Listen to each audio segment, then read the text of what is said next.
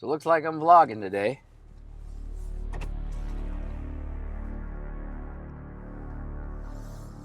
Off we go. Hello everybody, it is Friday, June 10th, and I'm Adam Demore, your companion for the next 4 minutes. Let's get into this. So there's a lot happening this week, so I'm just gonna kind of give you the details of what's going on while we go on a little road trip. You saw the title, we're still in Revelation, and today we're talking about Babylon.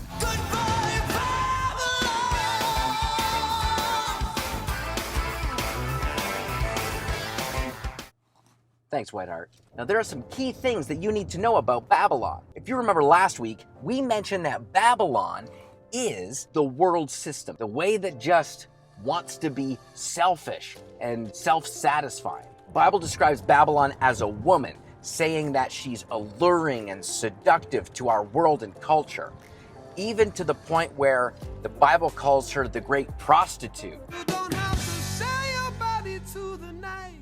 She's a disgrace of the culture that God wanted this earth to be in the first place.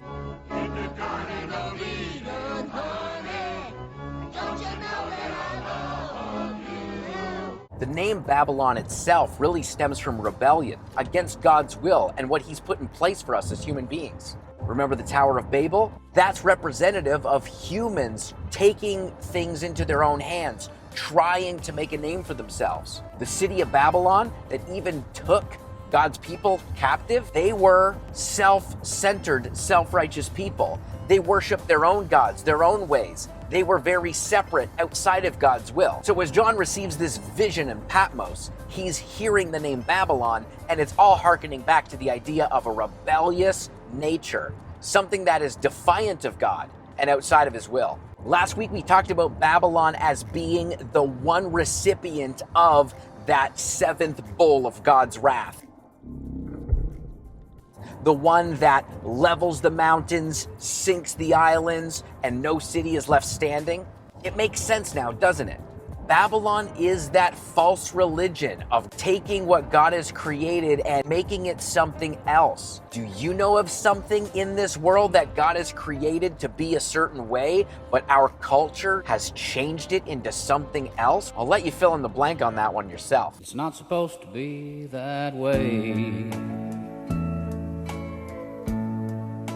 But we get to a part where there's this city of 7 hills. Some people say that that may be Rome. It would have been known to John at the time, and it would have been a city that is surrounded by 7 distinctive hills. Though it has not come to pass when this vision is happening to John, the Emperor Constantine will take over Rome, and he will make Christianity his main religion.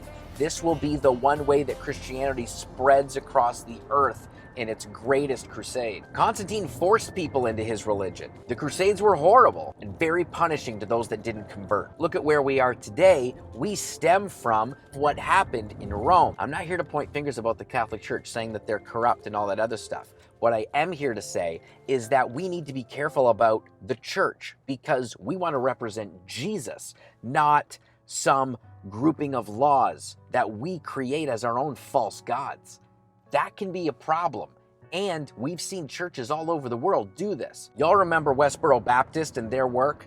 And other people who have stained the name of Christianity. I see that and I think, yeah, Babylon has her talons in these places. So as we read, Babylon gets stronger as the days go on. People who follow God's will find their way into the kingdom of heaven. But those who stand against God, remember from last week, the truly wicked ones, they're left behind, letting Babylon rule and reign on the earth at the time that we're talking about near the end of the tribulation. So don't be mistaken. Babylon has a future, and that future is being destroyed by the King of Kings himself. One thing that people can miss when reading Revelation is the fact that Babylon is not something that you're just going to encounter in the end times after the mark of the beast and all that has taken place. Babylon's alive and well today, and if she has her way, she'll manipulate the church. She'll corrupt our culture by serving and loving themselves and by changing what God has created for good to do evil. See if you can spot Babylon in your own life, or hopefully not in your church. But if so, get her out, because this personification of idolatry has no place in your life. Anyway, I'll see you again in the next 4 Minute Friday. What I am here to say is that, oh, I'm in the dark. Driving down the road and I don't know what to do, 'cause I'm really hot with the AC off.